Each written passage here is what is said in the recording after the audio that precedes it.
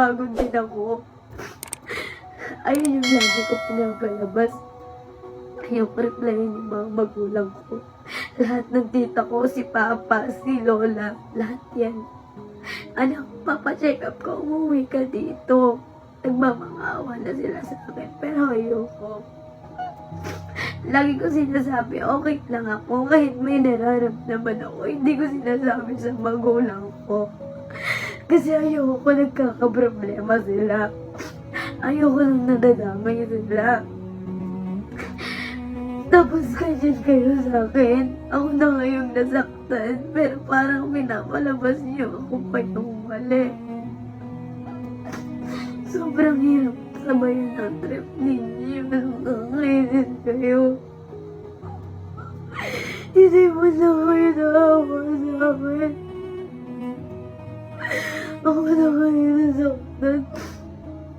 Ayan pa yung kinakampihan ninyo. Okay lang naman sa akin, pero huwag kayong bitaw ng mga masasakit na salita. Akala niyo ba kaya ko? Ay, ang isa na yung papalibutan niyo na sobrang daming matanda. Ang dami niyang kakampi. Pero ako, ano niyo kakampi kung wala akong kakampi kahit isa? Dinis ko lahat yun. Ako na mag-isa, dinanamdam ko lahat na problema ko.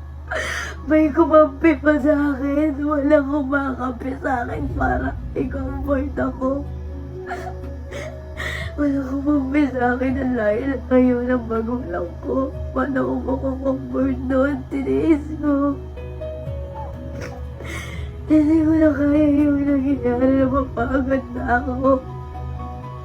Gumagawa pa kayo ng kwento, hindi ko kaya i-take yung mga kwentong ginagawa ninyo kasi hindi naman totoo yan.